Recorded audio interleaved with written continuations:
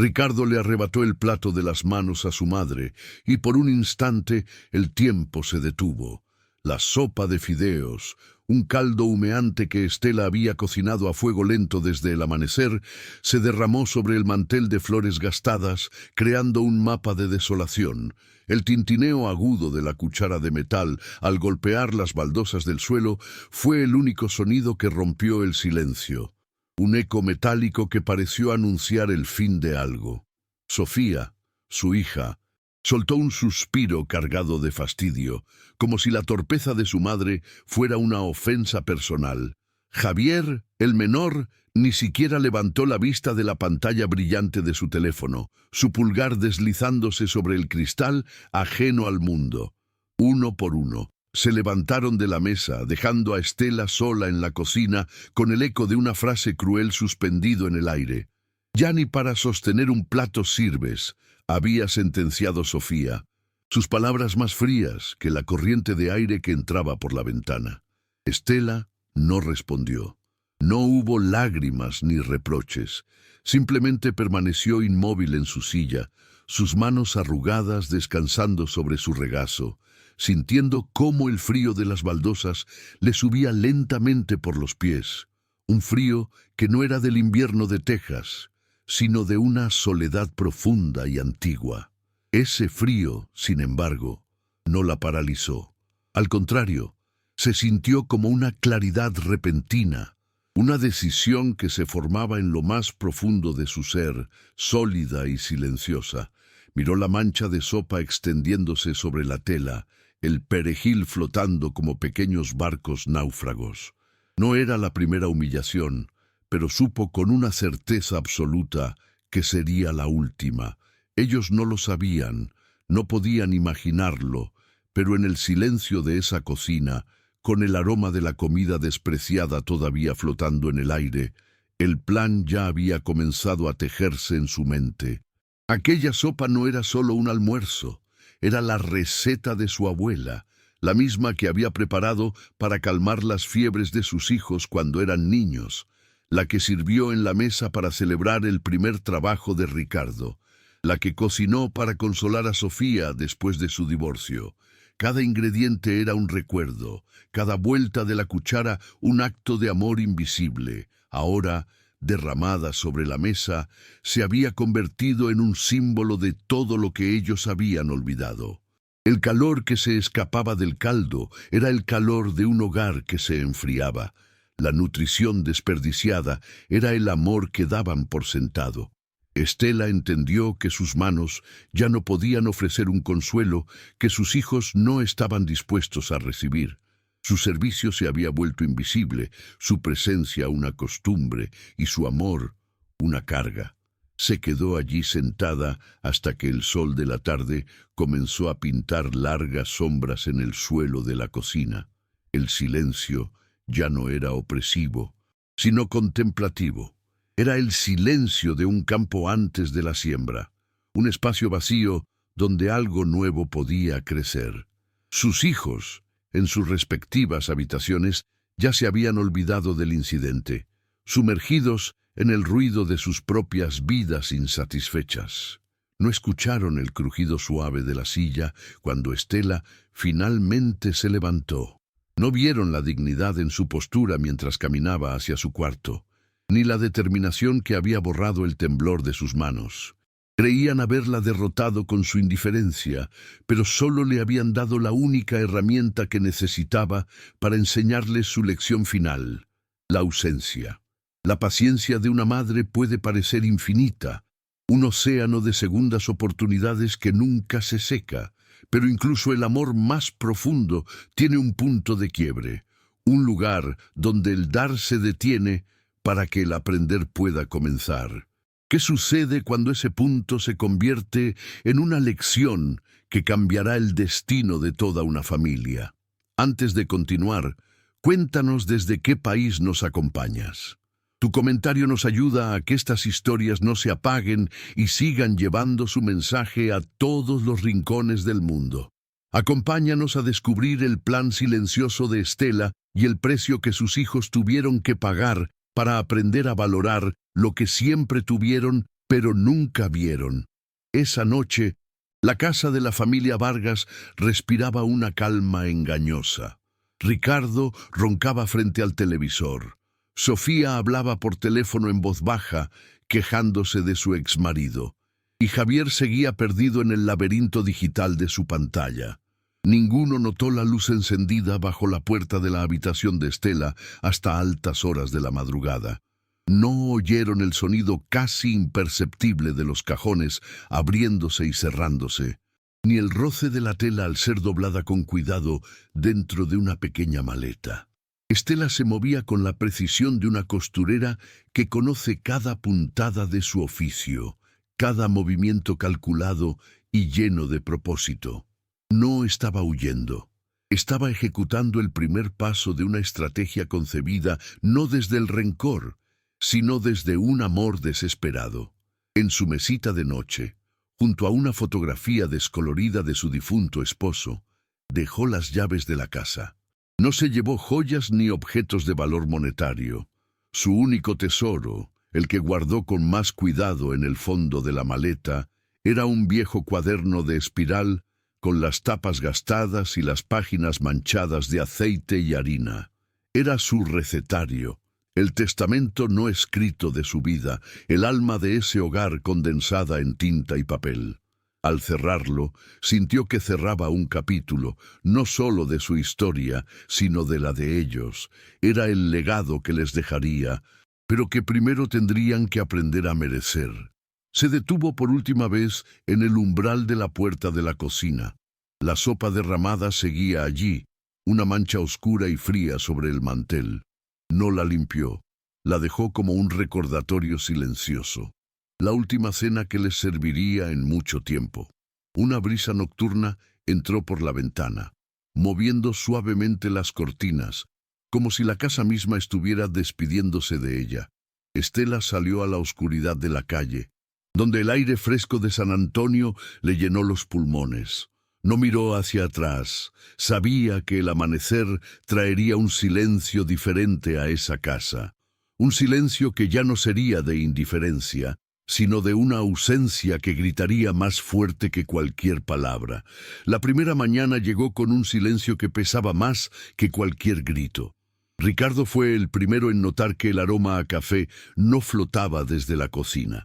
Sofía se quejó de que no había nada preparado para el desayuno de sus hijos, y Javier, al buscar a su madre para pedirle dinero, encontró su habitación perfectamente ordenada, la cama hecha con una pulcritud casi ceremonial.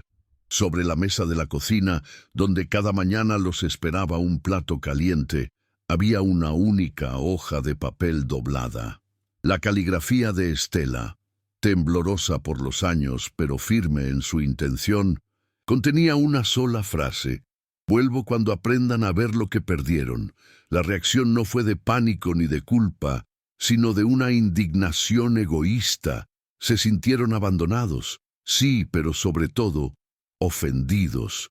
Mientras tanto, a 20 millas de distancia, en un pequeño cuarto alquilado en el lado sur de la ciudad, Estela veía el amanecer a través de una ventana que no era la suya.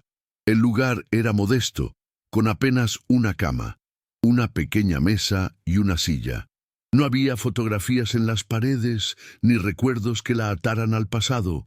Solo una maleta en el rincón y el aire impersonal de un espacio temporal. Sin embargo, por primera vez en años, el silencio no se sentía como un castigo, sino como un respiro. El sol que entraba por el cristal limpio no iluminaba un mantel manchado ni rostros indiferentes, sino que calentaba su rostro, prometiendo un día que le pertenecía solo a ella. No era una fuga, era una reclamación de su propia existencia. Los días de Estela encontraron un nuevo ritmo, uno marcado por la simplicidad y la necesidad. Por las mañanas, caminaba hasta un pequeño parque cercano, sentándose en una banca a observar a las familias jóvenes, no con nostalgia, sino con la distancia de una espectadora. Para subsistir, había puesto un pequeño letrero escrito a mano en la ventana de su cuarto: «Se hacen arreglos de costura. Pronto, Los vecinos comenzaron a tocar a su puerta con pantalones que necesitaban un dobladillo o camisas a las que les faltaba un botón. Cada puntada era un recordatorio de su habilidad, de un valor que sus manos aún poseían.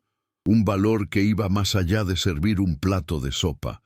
Fue en el pasillo de aquel modesto edificio donde conoció a Elena, una joven madre soltera que vivía en el cuarto de al lado. Elena la vio un día luchando con una bolsa de víveres y corrió a ayudarla sin que se lo pidiera.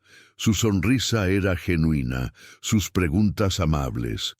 No preguntaba por su pasado ni por su familia, solo se interesaba por su bienestar. Le llevaba una taza de café por las mañanas o compartía con ella un pedazo del pastel que horneaba para su hijo. Para Estela, estos pequeños gestos de bondad desinteresada eran como agua en un desierto. Eran la prueba de que la amabilidad todavía existía en el mundo, fuera de las paredes de la casa que la había visto volverse invisible. La soledad, sin embargo, era una compañera constante durante las largas tardes. Mientras sus manos trabajaban la tela, su mente a menudo viajaba de regreso a la casa del West Side. No extrañaba las humillaciones ni la indiferencia, pero un dolor sordo se instalaba en su pecho al pensar en los niños que había criado, en los hombres y la mujer en los que se habían convertido. Sentirían su ausencia, o su partida solo les había confirmado la creencia de que ella ya no era necesaria. La duda era su prueba más difícil.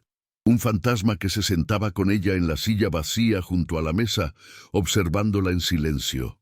En las noches más oscuras, cuando el peso de su decisión amenazaba con aplastarla, Estela sacaba de su maleta el viejo cuaderno de espiral. No lo abría para cocinar, pues su pequeña habitación apenas tenía una hornilla eléctrica. Lo abría para recordar. Sus dedos arrugados recorrían las páginas manchadas, deteniéndose en la receta del pastel de cumpleaños de Ricardo o en las notas al margen sobre cómo a Sofía le gustaba la sopa de pollo. El recetario no era solo un libro de cocina, era el diario de su amor, la prueba tangible de una vida de devoción. Era su ancla, el recordatorio de por qué estaba allí y de la lección que aún no había terminado de impartir. Una tarde, el pequeño hijo de Elena cayó enfermo con fiebre. La joven madre estaba angustiada, sin saber qué hacer. Estela, al escuchar el llanto del niño a través de la pared, tocó suavemente a su puerta. Con la calma que solo dan los años de experiencia, le preparó un té de hierbas y le colocó paños frescos en la frente, tal como lo había hecho docenas de veces con sus propios hijos. Elena la miró con una gratitud tan profunda que a Estela se le llenaron los ojos de lágrimas. En esa mirada encontró el reflejo del valor que su propia familia había olvidado. Se sintió útil, vista, apreciada. Esa noche, por primera vez, durmió con una paz que no había sentido en mucho tiempo. Había pasado poco más de un mes. El otoño comenzaba a teñir de ocre las hojas de los árboles del parque. Estela sabía que el tiempo de la conmoción inicial ya había pasado para sus hijos. Ahora comenzaría el verdadero vacío, la lenta erosión de la comodidad que siempre habían dado por sentada. Sentada junto a su ventana, con el cuaderno de recetas descansando sobre su regazo, tomó una decisión. Su plan había consistido en dos partes. La primera era su ausencia física. La segunda estaba a punto de comenzar. Con una mano que ya no temblaba, tomó el teléfono y marcó un número que conocía de memoria, el de Antonio, el viejo abogado y amigo de su difunto esposo. La lección apenas estaba por empezar. La llamada a Antonio fue breve y precisa, desprovista de la emoción que Estela sentía en su pecho. Era la voz de un viejo amigo, teñida de una tristeza comprensiva, la de un hombre que había visto crecer a los niños que ahora eran el motivo de aquella conversación. Antonio escuchó en silencio. Su experiencia como abogado le había enseñado que las pausas a menudo decían más que las palabras. Entendió el plan no como un acto de abandono, sino como una última y desesperada maniobra de amor maternal. Al colgar, Estela se quedó mirando el teléfono, un simple objeto de plástico que se había convertido en el mensajero de un veredicto. El primer movimiento había sido el de ella. El segundo, ahora, estaba en manos del destino y de la ley. Sabía que la carta que Antonio redactaría llegaría a la casa como una piedra arrojada a un estanque en calma, y las ondas que provocaría cambiarían la superficie de sus vidas para siempre. Mientras tanto, en la casa de los Vargas, la ilusión de libertad se había podrido. Las primeras semanas fueron una celebración silenciosa del espacio vacío. Ricardo disfrutaba del silencio. Sofía se adueñaba de la sala de estar y Javier pedía comida a domicilio sin que nadie le cuestionara el gasto. Pero la ausencia de Estela, como el polvo, comenzó a acumularse en los rincones. Los platos sucios se apilaban en el fregadero, la ropa limpia se convirtió en un recuerdo y un olor agrio empezó a emanar de la cocina. Las pequeñas comodidades que habían dado por sentadas se revelaron como los pilares invisibles que sostenían sus vidas. Pronto, las discusiones sobre quién debía limpiar o cocinar se volvieron el único sonido que llenaba el pesado silencio de la casa. Un mes después de la partida de Estela, el sobre oficial llegó. Tenía el membrete del bufete de Antonio y estaba dirigido a los tres hermanos. Se reunieron alrededor de la mesa de la cocina, la misma donde su madre había sufrido la última humillación, y Ricardo rasgó el papel con impaciencia. La carta era un golpe seco y contundente. Estela les había cedido la casa. Sí, pero bajo una condición que les pareció una broma cruel, una locura senil. Para tomar posesión de la propiedad, su único patrimonio significativo, debían administrar juntos el comedor comunitario del barrio durante un año completo. La indignación estalló, una llamarada de egoísmo herido. Se sintieron traicionados, castigados por una mujer a la que consideraban su subordinada. No entendían que no era un castigo, sino un mapa. Atrapados entre su propia codicia y el absurdo de la situación, aceptaron. Su primer día en el comedor fue una lección de humildad que no estaban preparados para recibir. El lugar, mantenido a flote por donaciones y voluntarios, era un reflejo de la vida que habían ignorado al otro lado de su puerta. Se enfrentaron a rostros marcados por la necesidad, a la soledad de los ancianos y a la gratitud abrumadora de extraños que les hablaban de Estela no como una sirvienta, sino como un pilar de la comunidad. Escucharon historias de su bondad, de los pequeños arreglos de costura que hacía gratis, de las sopas que llevaba a los enfermos. Cada anécdota era una pequeña daga que se clavaba en la armadura de su arrogancia, revelándoles el retrato de una mujer que nunca se habían molestado en conocer. El abogado les entregó el único recurso que su madre les había dejado para cumplir la tarea: una copia fotocopiada de las páginas de su viejo recetario. El original, les informó Antonio con una frialdad deliberada, permanecía con ella. Al principio, lo trataron con desdén. ¿Cómo podría un montón de recetas resolver algo? Pero la necesidad los obligó a abrirlo. La primera vez que intentaron cocinar uno de sus platos, el guiso de lentejas que ella preparaba en los días fríos, el desastre fue total. Discutieron por las medidas, se quemaron con el aceite y el resultado fue una masa insípida que apenas se parecía al recuerdo. Sin embargo, algo más ocurrió en esa cocina. El aroma de las especias, el sofrito de la cebolla y el ajo, comenzó a llenar el aire. Un fantasma familiar que viajó por el tiempo y les golpeó directamente en la memoria. Poco a poco, cocinar se convirtió en un ritual. Forzados a trabajar juntos, sus manos torpes comenzaron a aprender el lenguaje de la cocina de su madre. Ricardo, el hombre pragmático, descubrió la paciencia necesaria para un buen caldo. Sofía, que siempre había despreciado las tareas domésticas, encontró una extraña paz al amasar la harina. Javier, el indiferente, se volvió meticuloso cortando las verduras. Los aromas de su infancia ya no eran solo olores, sino ecos de un tiempo en que la familia se sentaba a la mesa no por obligación, sino por afecto. Cada plato que servían en el comedor era una recreación del amor que habían despreciado, un acto de contrición que no sabían que estaban realizando. La comida se estaba convirtiendo en su confesión. Una noche, después de una jornada particularmente agotadora en el comedor, los tres hermanos limpiaban en silencio, un cansancio compartido que había suplantado a las viejas hostilidades. Fue entonces cuando Javier, al mover unas cajas viejas que Antonio les había entregado con otros enseres de su madre, encontró algo que no esperaba. Era una caja de zapatos, pesada y sellada con cinta adhesiva. No contenía zapatos, sino docenas de sobres amarillentos, atados en pequeños fajos con hilos de colores. La caligrafía en el primer sobre era inconfundiblemente la de Estela. No eran cartas de extraños. Estaban dirigidas a ellos, a Ricardo, a Sofía, a Javier.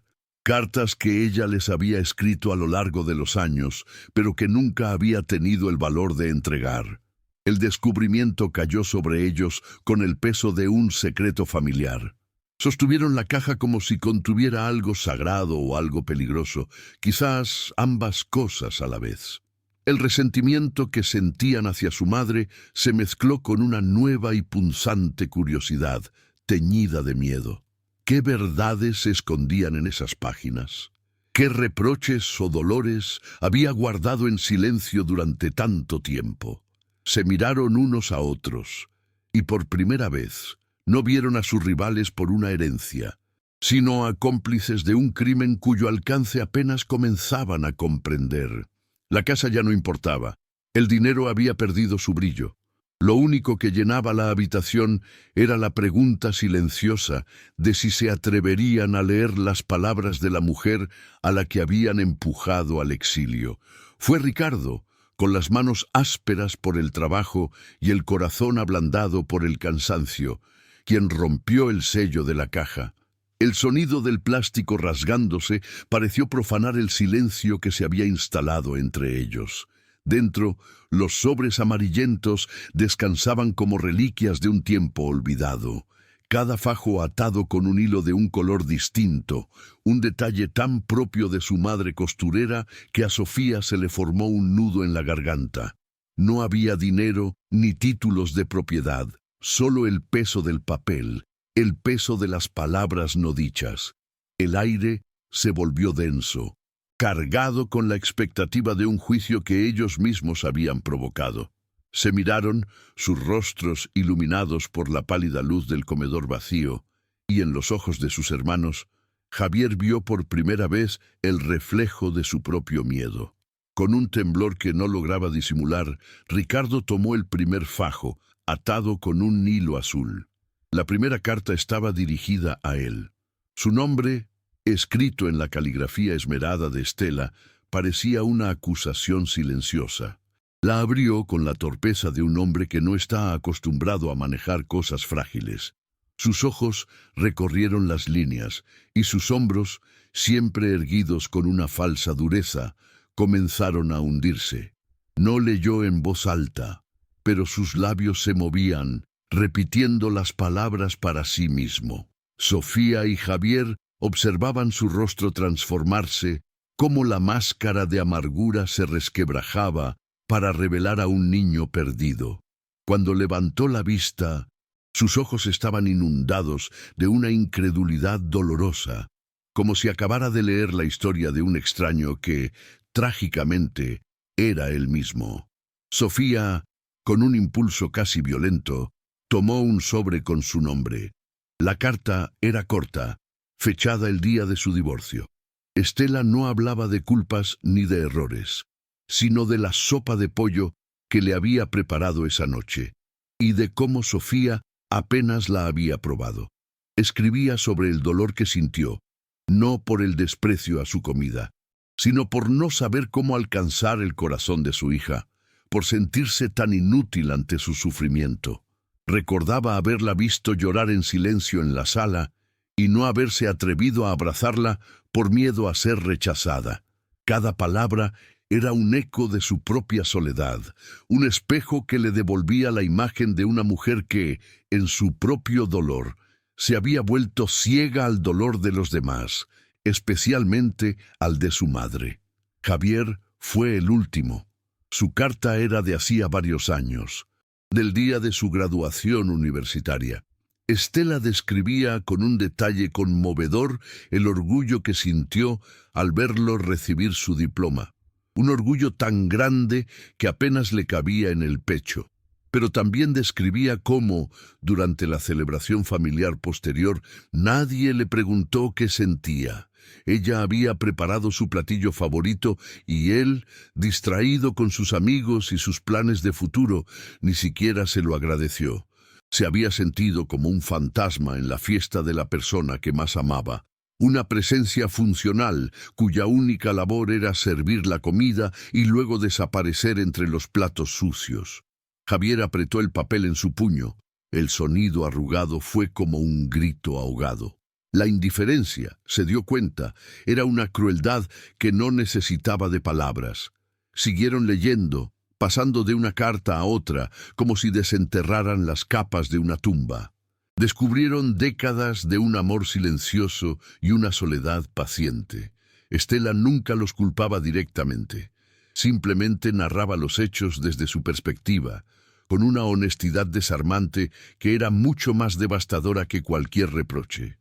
Les contaba de su alegría por sus pequeños triunfos, de su angustia por sus fracasos y del dolor punzante de sentirse cada vez más invisible dentro de las mismas paredes que ella había convertido en un hogar. La caja no contenía un tesoro, sino un testamento emocional, la prueba irrefutable del crimen que habían cometido día tras día, el asesinato lento de la dignidad de su madre. En ese momento, la verdad cayó sobre ellos con la fuerza de una revelación divina.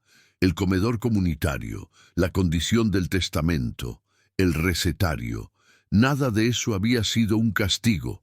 Era un mapa de redención, un camino de migas de pan diseñado por una madre desesperada para que sus hijos encontraran el camino de regreso a su propia humanidad. Les había quitado la casa no para despojarlos, sino para enseñarles a construir un hogar. Les había obligado a cocinar, no para que aprendieran de recetas, sino para que recordaran el lenguaje del cuidado. Les había forzado a servir a extraños para que finalmente pudieran ver a la persona que siempre había estado a su lado. El llanto llegó sin aviso. Primero fue Sofía, un sollozo contenido que se convirtió en un lamento abierto. Luego Javier, que escondió el rostro entre sus manos, avergonzado de las lágrimas que no podía detener. Ricardo, el más duro de los tres, se quedó inmóvil, con la mirada perdida en las cartas esparcidas sobre la mesa, mientras dos gruesas lágrimas rodaban por sus mejillas curtidas. El resentimiento que habían albergado hacia su madre se evaporó, dejando en su lugar un vacío helado lleno de vergüenza y un anhelo tan profundo que dolía físicamente. Ya no querían la casa, ya no les importaba el dinero, solo querían una sola cosa que ahora parecía imposible: el perdón. La casa de ladrillos y cemento en el West Side perdió todo su valor. Su verdadera herencia estaba allí, en esa caja de cartón, en las palabras de una mujer que, incluso en su ausencia, les estaba dando la lección más importante de sus vidas. El amor no era algo que se podía dar por sentado, era un jardín que debía cuidarse todos los días, con gestos, con palabras, con atención. Y ellos habían dejado que el suyo se secara hasta convertirlo en un desierto. Se dieron cuenta de que su madre no los había abandonado para castigarlos, sino para salvarse a sí misma y, en el proceso, ofrecerles a ellos una última oportunidad de salvación. Ricardo levantó la vista. Sus ojos rojos encontraron los de sus hermanos. Ya no había competencia ni rencor entre ellos, solo una culpa compartida y una nueva y frágil determinación. Recogió una de las cartas, la alisó con cuidado sobre la mesa y la colocó junto a la copia del recetario. Los dos documentos, uno lleno de recetas para el cuerpo y el otro de verdades para el alma, eran las dos mitades del mapa que necesitaban. La misión había cambiado. El objetivo ya no era cumplir un año de servicio para reclamar una propiedad. Ahora, cada plato que sirvieran, cada persona a la que ayudaran, sería un paso en un peregrinaje mucho más importante. Un viaje para volverse dignos de mirar a su madre a los ojos otra vez. El silencio que siguió no fue de derrota, sino de propósito. Se quedaron allí, bajo la luz fluorescente de la cocina del comedor, rodeados por los fantasmas de su pasado y la incierta promesa de un futuro. La noche avanzaba afuera, pero para ellos el día apenas comenzaba. Era el primer día del resto de sus vidas, una vida en la que tendrían que aprender a ganarse el amor que siempre habían recibido gratis. Ricardo miró a sus hermanos. Su voz, por primera vez en años, desprovista de toda arrogancia. «No vamos a buscarla», dijo con una calma solemne. «Vamos a hacer que ella quiera volver», y esa promesa, nacida de la más profunda de las vergüenzas, se convirtió en su única razón para continuar. Los meses se habían deshilachado hasta convertirse en el tejido de un año casi completo. El comedor comunitario ya no era el lugar caótico y ajeno que los hermanos Vargas habían encontrado. Ahora respiraba con un ritmo propio, un corazón que latía al compás de ollas humeantes y conversaciones amables. Ricardo, cuyas manos antes solo conocían la grasa de los motores, ahora se movía con la destreza de un cocinero experimentado, su ceño fruncido reemplazado por una concentración serena. Sofía, que había despreciado siempre el servicio, organizaba a los voluntarios con una paciencia que nunca supo que poseía. Y Javier, el eterno ausente, era el primero en llegar y el último en irse, encontrando en el agradecimiento de los demás un propósito que el dinero nunca le dio. Habían transformado el lugar, pero la verdadera transformación había ocurrido dentro de ellos, en silencio. Un martes, durante la hora más concurrida del almuerzo, la puerta del comedor se abrió, dejando entrar una corriente de aire fresco y una figura que el tiempo parecía haber detenido. Era una mujer menuda, de cabello plateado recogido en un moño pulcro. Caminaba con una lentitud digna, sus ojos recorriendo el salón no con la vacilación de una extraña, sino con la calma de una inspectora. Tomó una bandeja, aceptó un plato de sopa de lentejas y se sentó en una mesa solitaria en el rincón más alejado. Nadie la reconoció al principio. Para el resto del mundo, era solo otra anciana buscando una comida caliente. Pero para 3 personas en esa sala, su presencia fue como un relámpago que partió el cielo en 2. Javier fue el primero en verla. La cuchara que sostenía cayó de su mano, golpeando el suelo con un estrépito que solo él pareció escuchar. Su rostro perdió todo color. Siguió su mirada petrificada y Sofía sintió que el aire se le escapaba de los pulmones. Ricardo, al notar el silencio repentino de sus hermanos, levantó la vista de la olla que estaba revolviendo. Y allí estaba ella, Estela, sentada en su comedor, comiendo la sopa cuya receta ella misma había escrito. No los miraba, no buscaba su atención. Su simple existencia en ese espacio era un juicio más poderoso que cualquier palabra. El ruido del comedor se desvaneció. El mundo se encogió hasta caber en esa pequeña mesa del rincón. Dejaron lo que estaban haciendo, un movimiento sincronizado nacido de un impulso compartido. Cruzar el salón se sintió como una peregrinación a través de un desierto de vergüenza. Cada paso estaba cargado con el peso de las cartas no leídas, de las sopas derramadas, de años de indiferencia. La gente los miraba pasar, sintiendo la tensión sin comprenderla. Cuando finalmente llegaron a su mesa, se quedaron de pie, como tres niños culpables ante la directora de la escuela. No sabían qué decir, qué hacer. Todas las excusas, todas las justificaciones que habían ensayado en sus mentes durante meses, se convirtieron en cenizas en sus bocas. Ante la tranquila dignidad de su madre, solo quedaba la verdad desnuda de su falta. Fue Ricardo, el más duro, el más reacio, quien se rompió primero. Sus ojos, que no habían derramado una lágrima en décadas, se llenaron de agua. Su voz, acostumbrada a dar órdenes y a quejarse, salió como un susurro ahogado, tembloroso y lleno de un arrepentimiento que era casi palpable. «Perdónanos, mamá». No dijo más. No podía. Las palabras se atoraron en un nudo de dolor y vergüenza que le oprimía el pecho. A su lado, Sofía sollozaba en silencio, cubriéndose la boca con una mano, mientras Javier simplemente bajaba la cabeza, incapaz de sostener la mirada serena de su madre. La confesión no necesitaba más adornos, era completa, absoluta y devastadora. Estela dejó la cuchara a un lado del plato, levantó la vista y miró a cada uno de sus hijos, uno por uno. Su mirada no contenía ira ni reproche. Había una tristeza profunda en sus ojos. Sí, pero también una claridad inquebrantable, la de alguien que ha visto el fondo del dolor y ha regresado con la verdad en sus manos. No respondió a su disculpa. Dejó que el silencio se estirara, un lienzo en blanco donde ellos tuvieron que proyectar toda su miseria, toda su culpa. Les obligó a permanecer en ese momento, a sentir el peso completo de lo que habían hecho, sin la absolución fácil de una palabra de consuelo. Finalmente, después de lo que pareció una eternidad, su voz llenó el silencio. Era suave, apenas por encima de un murmullo, pero cortó el aire como un cristal. No necesitaba su dinero, solo su respeto.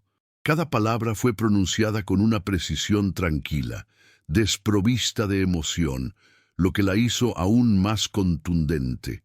No era una acusación, era una declaración de hechos, la simple y llana verdad que había sido el motor de toda su lección. Con esa sola frase, demolió el castillo de excusas que ellos habían construido durante toda su vida. Les mostró que su crimen no había sido la falta de dinero, sino la falta de humanidad. Se quedaron allí, inmóviles, despojados de cualquier defensa. Habían pasado un año trabajando para heredar una casa, solo para descubrir que la verdadera herencia era esa lección, ese momento de claridad aplastante.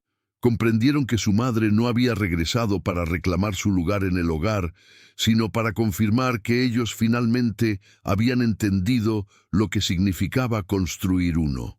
Estela tomó su cuchara de nuevo y probó un poco más de la sopa. El gesto fue tan normal, tan cotidiano, que resultó brutal en su simplicidad. La justicia no había llegado con un grito, sino con la serena aceptación de una verdad ineludible. No los invitó a sentarse, no les dijo que se fueran, simplemente siguió comiendo, dejándolos de pie en medio del comedor, con el eco de sus palabras resonando en sus almas. El perdón no había sido ofrecido, solo la verdad había sido servida. Y ahora, en el silencio que siguió a la tormenta, esa verdad tendría que hablar por sí sola, decidiendo si eran dignos no de una casa, sino de volver a ser llamados sus hijos. Los tres hermanos se quedaron de pie en medio del murmullo del comedor, anclados al suelo por el peso de la verdad. Vieron a su madre terminar su sopa, levantarse con la misma dignidad silenciosa con la que se había marchado y caminar hacia la salida sin mirar atrás. No la siguieron. Entendieron, en un instante de claridad dolorosa, que aquella no era una invitación a volver al pasado, sino una sentencia sobre él. Su partida no fue un rechazo, sino la última pieza de la lección. El perdón no se pide, se gana. Regresaron a sus puestos en la cocina, y por primera vez en sus vidas, el silencio entre ellos no fue de indiferencia ni de rencor, sino de un propósito compartido, forjado en la humildad de su vergüenza. Los días que siguieron a la visita de Estela transformaron el comedor en un santuario. El trabajo dejó de ser una obligación para convertirse en un acto de contrición, una plegaria silenciosa. Cada plato que servían era una ofrenda, cada rostro agradecido un espejo del rostro de su madre. La casa, que habían abandonado emocionalmente, comenzó a llamarlos. En sus horas libres regresaban a ella no para reclamarla, sino para cuidarla. Limpiaron el polvo de los años, repararon las grietas de su negligencia y el aroma a productos de limpieza y pintura fresca comenzó a reemplazar el olor rancio del abandono. No estaban arreglando una propiedad, estaban reconstruyendo el escenario de su redención, preparando un hogar digno de la mujer que les había enseñado su verdadero significado. Fue Sofía quien lo encontró, mientras ordenaba el viejo costurero de su madre. En el fondo, debajo de hilos y retazos de tela, estaba el recetario original, el cuaderno de espiral, con sus tapas gastadas y sus páginas manchadas, se sentía como un objeto sagrado en sus manos. Lo llevó a la cocina, donde Ricardo y Javier la esperaban. No hicieron falta palabras. Abrieron el libro en la página de la sopa de fideos, la receta que había sido el catalizador de todo. Las notas al margen, escritas con la caligrafía de Estela, no eran solo instrucciones, sino susurros de amor. Una pizca más de comino para Ricardo, menos sal para el padre de Javier, servirla muy caliente en los días de lluvia. Era el mapa de su afecto, y ellos por fin sabían cómo leerlo. Decidieron preparar una cena, no para pedir perdón de nuevo, sino para demostrar que habían aprendido. Pasaron todo el día en la cocina, siguiendo cada paso de la receta con una devoción casi religiosa. Se movían en una coreografía torpe pero sincera, pasándose ingredientes, probando el caldo, corrigiéndose con amabilidad. El aroma que llenó la casa no era solo el de la comida, sino el de la memoria recuperada. Al anochecer, la mesa estaba puesta con el viejo mantel de flores, ahora limpio y planchado. 3 platos humeantes esperaban. No llamaron a su madre. Simplemente se sentaron en silencio, dejando que el aroma de la sopa viajara por el aire. Una invitación que solo un corazón de madre podría escuchar. Esperaron. El reloj de la pared marcaba el paso de un tiempo que ya no les pertenecía. La duda se mezclaba con una frágil esperanza. Quizás no vendría. Quizás el daño era demasiado profundo, la lección demasiado dura. Pero justo cuando la sopa comenzaba a enfriarse, oyeron el sonido suave de la puerta principal abriéndose. Estela entró en la cocina, apoyada ligeramente en el brazo de Elena, la joven vecina que se había convertido en su ancla. Sus ojos no se posaron en sus hijos, sino en la mesa. Vio los 3 platos, el vapor ascendiendo como un rezo, y una emoción que no era ni triunfo ni rencor cruzó su rostro. Era el reconocimiento silencioso de un círculo que por fin se cerraba. Se acercó a la mesa, sus pasos lentos pero firmes. Sus hijos se levantaron, pero ella les hizo un gesto para que permanecieran sentados. Tomó su lugar de siempre en la cabecera, el trono humilde desde el que había reinado en silencio durante tantos años. Tomó la cuchara que Ricardo le tendió con mano temblorosa, la hundió en el caldo y la llevó a sus labios. El comedor quedó en un silencio absoluto, roto solo por el sonido suave de la cuchara contra el plato. Estela masticó lentamente, saboreando no solo la comida, sino el esfuerzo, el arrepentimiento, el amor renacido que contenía cada gota. Finalmente, levantó la vista, miró a sus hijos y asintió, una sola vez. Y en ese gesto, el mundo entero se reordenó. La casa de los Vargas volvió a ser un hogar, Pero sus cimientos ya no eran de obligación, sino de gratitud. Estela ya no era la sirvienta invisible, sino la matriarca venerada. Sus hijos no la servían por culpa, sino que la cuidaban por amor. Le leían el periódico por las mañanas, la llevaban a pasear al parque por las tardes y se sentaban a escuchar sus historias por las noches. Descubrieron en su madre a la mujer que siempre estuvo allí, llena de una sabiduría tranquila y una fortaleza que ellos apenas comenzaban a comprender.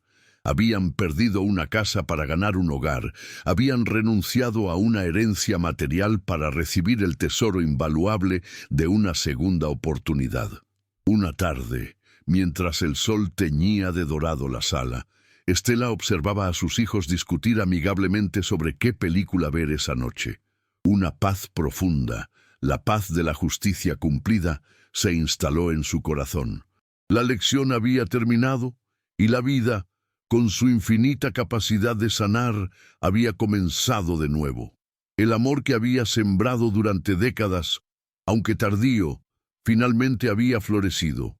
Sin embargo, en el silencio de su gratitud, sabía que para cerrar el círculo por completo, aún restaba un gesto final. Una mañana de sábado, con la luz del sol filtrándose suavemente por las cortinas limpias, Estela reunió a sus 3 hijos en la sala. El aire ya no estaba cargado de resentimiento, sino de una calma expectante. Sobre la mesita de centro, junto a un jarrón con flores frescas que Sofía había traído, descansaba el viejo recetario de espiral. A su lado había un sobre sellado. Los hermanos se sentaron. Sus posturas ya no eran defensivas, sino abiertas y respetuosas. Habían pasado semanas desde su regreso, semanas en las que el cuidado se había convertido en un lenguaje fluido entre ellos, un diálogo de pequeños gestos que reparaban las heridas del pasado. Sabían que aquel momento era importante, el cierre de un capítulo que había sido escrito con dolor, pero que ahora terminaba con la promesa de la paz. Estela, con una serenidad que parecía emanar de lo más profundo de su ser, les explicó que había llamado a Antonio, el abogado, esa misma mañana. No para hablar de la casa, pues ese asunto ya estaba resuelto en sus corazones, sino para formalizar su verdadera y última voluntad. Les dijo que una vida de trabajo le había enseñado que las posesiones más valiosas no son las que se pueden medir en metros cuadrados o tasar en dólares, sino aquellas que llevan el alma de una persona. El sobre que estaba sobre la mesa, les confesó, contenía el único documento que ahora le importaba. No era un título de propiedad, sino un testamento de un tipo diferente, uno que no legaba un futuro material, sino que salvaguardaba un pasado. Con manos que ya no temblaban, Ricardo abrió el sobre. Dentro, un único folio notariado declaraba que el recetario familiar, descrito con un detalle casi poético, era legado en partes iguales a sus 3 hijos. El documento estipulaba que no podía ser vendido ni dividido, sino que debía permanecer en la casa, como el corazón inamovible del hogar. Estela tomó el viejo cuaderno y lo colocó en el centro del círculo que formaban sus manos unidas sobre la mesa. Les dijo que las paredes de la casa los protegerían del frío y de la lluvia, pero que las páginas de ese libro les darían calor por dentro. Les recordarían de dónde venían y quiénes eran mucho después de que ella se hubiera ido. La verdadera condición, sin embargo, no estaba escrita en el papel. Estela los miró a los ojos, a cada uno, y les pidió una sola promesa: que no dejaran que el libro se convirtiera en una reliquia cubierta de polvo. Les pidió que siguieran escribiendo en él, que añadieran sus propias recetas, sus propios recuerdos en los márgenes. Les pidió que enseñaran a sus nietos a cocinar la sopa de su abuela, no solo para alimentarlos, sino para contarles la historia de una familia que casi se pierde y que encontró el camino de regreso a casa a través del simple acto de compartir una comida. Les estaba entregando no solo su pasado, sino la responsabilidad de su futuro. Las lágrimas de Sofía cayeron sobre la cubierta gastada del libro, no de tristeza, sino de una gratitud tan inmensa que no cabía en el pecho. Ricardo, el hombre que había despreciado el valor de las cosas sencillas, acarició las páginas manchadas con una reverencia que nunca antes había mostrado por nada. Javier, en silencio, tomó la mano de su madre y la besó. Un gesto que contenía toda la disculpa y todo el amor que las palabras no podían expresar. Aceptaron el legado, no como un derecho, sino como el más sagrado de los honores. Habían comprendido que la herencia más grande que una madre puede dejar no es lo que tiene, sino lo que enseña. Los años pasaron, tejiendo una nueva historia sobre la vieja tela de la familia Vargas. La casa se llenó de nuevo con las risas de los nietos, y el aroma de la cocina de Estela se convirtió en la banda sonora de sus vidas. El recetario, ahora más grueso y con nuevas caligrafías mezcladas con la antigua, descansaba siempre abierto en el mesón de la cocina. Estela, desde su mecedora en el porche, observaba cómo las lecciones del amor, la paciencia y el respeto se transmitían de una generación a otra. Había transformado su dolor en un propósito y su ausencia temporal en un legado eterno de unidad. La verdadera justicia no siempre llega con el ruido de un martillo en un tribunal, sino a menudo con el susurro silencioso de un corazón que aprende a valorar. Para la familia Vargas, la redención no fue un destino, sino un camino que decidieron recorrer juntos cada día, un plato de sopa a la vez, porque a veces es necesario perderlo todo para poder ver, por primera vez, lo que realmente importa.